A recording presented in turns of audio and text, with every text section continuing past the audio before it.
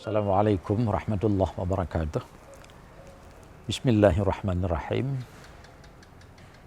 Kita hari ini membicarakan tentang orang alim, orang berilmu, pakar, saintis, alim, ulama, siapa saja mereka itu.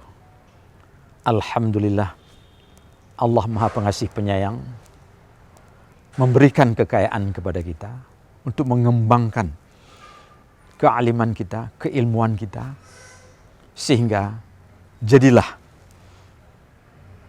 pakar-pakar, alim-alim, sarjana-sarjana dalam banyak bidang ilmu pengetahuan. Ada alim agama, semua agama, jangan lupa. Ada alim ilmu fiqih dalam agama, ilmu agama. Ada alim ilmu tafsir. Ada alim ilmu ekonomi. Ada alim ilmu sosial masyarakat. Ada alim ilmu politik.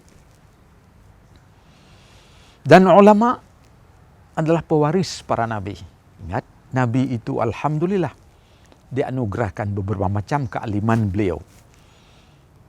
Dari kealiman bidang fisik, beliau juga sebahagiannya bisa memberikan pengobatan kepada orang-orang yang memerlukan pengobatan, juga dapat menenangkan jiwa rohani spiritual dan masyarakat yang membutuhkannya. Oleh karena itulah pada zaman sekarang yang disebut dengan ulama, yaitu jamak dari alim, ulama, ya. Tapi di atas alim ada lagi yang namanya hukama di atas ulama. Kalau alim ya cenderung kepada teknis keilmuan. Tapi kalau hakim, beliau itu lebih bijak, punya kebijaksanaan. Makanya yang mengadili kita adalah hakim, bukan sekedar alim. Yang berada di pengadilan manapun mesti namanya hakim. Hakim artinya alim plus bijak.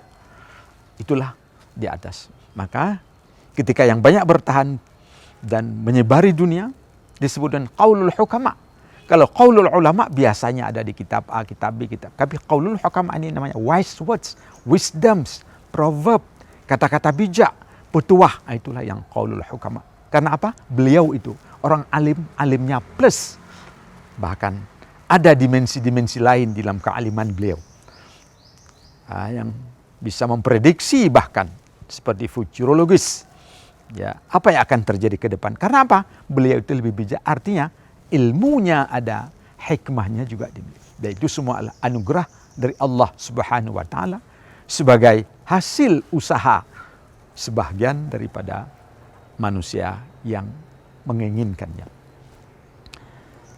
Para pendengar sekalian, oleh karena itulah hati-hati sekali ketika disebut alim, ya, seorang yang ahli tafsir, ahli fikih, dan beliau tahu bahwa garam itu halal, daging kambing itu halal, disembelih dengan benar. Ketika suatu saat dia kurang sehat, pergi ke dokter. Apa boleh buat dokter? Ustadz, Tengku, Bapak, jangan makan daging kambing. Jangan banyak pakai garam. Kenapa? Awas. Dan jangan tanya kenapa.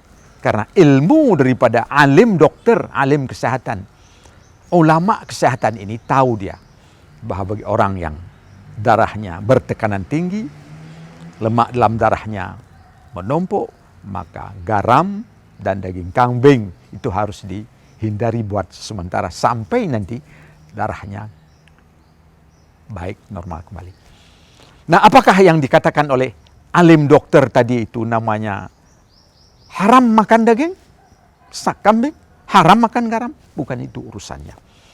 Tetapi bahwa alim kesehatan juga punya wewenang dapat memberi fatwa tentang kesehatan seseorang, dan itu sama halnya juga dengan orang-orang lain di bidang-bidang yang lain, di bidang muamalah, di bidang munakahah, di bidang ibadah.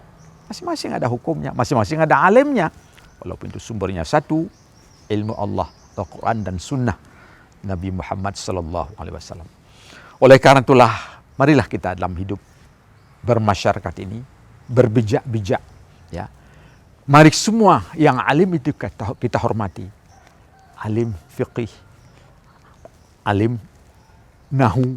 Ya, kalau dulu ada pepatah, alim nahu letad berakah, alim fikah rayat dawa. Artinya apa? Masing-masing itu alim.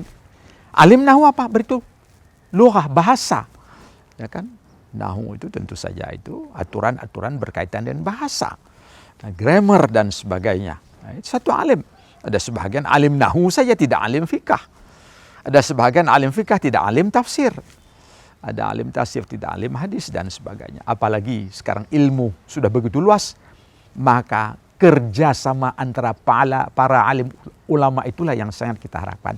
Dan inilah kehidupan kita itu diliputi oleh orang-orang alim dalam berbagai bidangnya. Dan mari alim ulama itu kita hormati semuanya.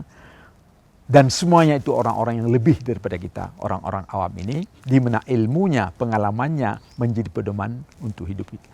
Mudah-mudahan demikian. Assalamualaikum warahmatullahi wabarakatuh.